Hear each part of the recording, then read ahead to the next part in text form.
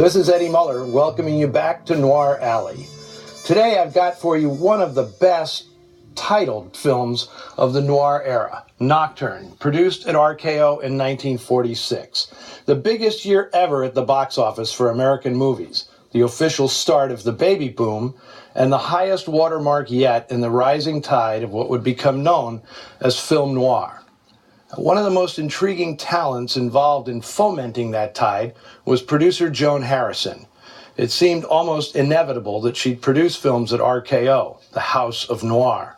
She entered the movie business in her native England as a secretary for director Alfred Hitchcock. Soon, however, her storytelling acumen and taste for murder and mystery made her a valued collaborator in the development of Hitchcock's screenplays.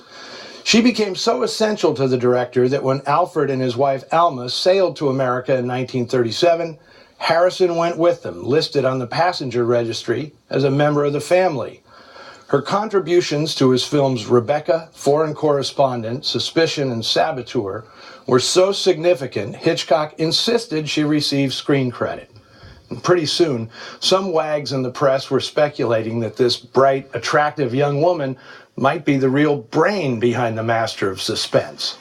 Well, that's when she and Hitchcock amiably parted ways, and Joan Harrison became one of the few female producers in the movie business, and the only one working exclusively on the dark side of the street. Her first film, Phantom Lady, was a popular and influential triumph, especially significant for ushering Robert Siodmak into a genre where he'd become the preeminent director. Her follow-up film at Universal, The Strange Affair of Uncle Harry, also directed by Siodmak, should have been another classic. When studio executives rejected the picture's shocking ending, which was the reason Harrison chose the project in the first place, she walked out on a potential multi-year production deal to test the waters as a freelancer. That's when she landed at RKO and began work on this movie, Nocturne. From deep in the files, Harrison pulled an original story concocted by Roland Brown, one of Hollywood's best idea men, and the director of a couple of quirky pre-code crime classics, Quick Millions and Blood Money. Now, there's also a story credit for the always reliable Frank Fenton, but I'm not sure who did what in this case. The studio may have respected Harrison's talent and her meteoric rise through the ranks, but they'd immediately put her to the test. Her RKO debut would be a vehicle for George Raft, who was essentially the film's executive producer. Raft had bought himself out of his contract at Warner's and was looking to rekindle his career as a tough guy star after some bad decisions had dimmed his luster. He'd turned down High Sierra, The Maltese Falcon, and Double Indemnity. Now, complicating matters was that Raft only worked with personally picked directors, in this case, Edwin L. Marin. The team had manufactured a surprise hit for RKO the previous year, Johnny Angel, in which Claire Trevor saved the day, reacting to Raft's patented tight-lipped tough guy act. Well, Harrison was undaunted by working with a star as inflexible and controlling as Raft.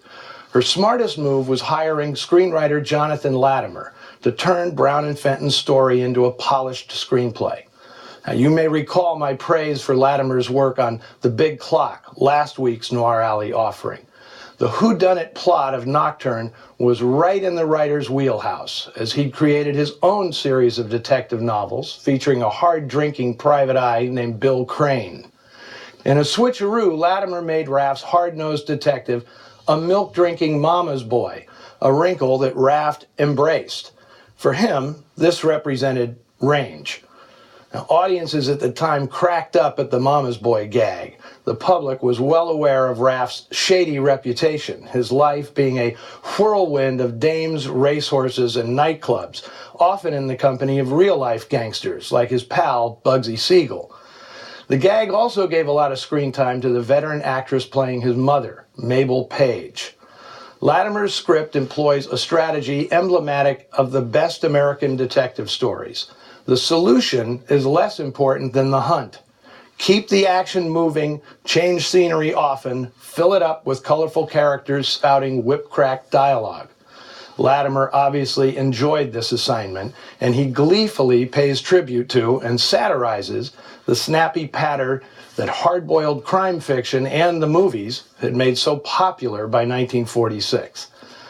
This production also benefits from RKO's finest craftsmen. Cinematographer Harry Wilde does a super job, from the sensational opening shot through a nocturnal tour of Los Angeles locations, capturing the city at the height of its mid-century style.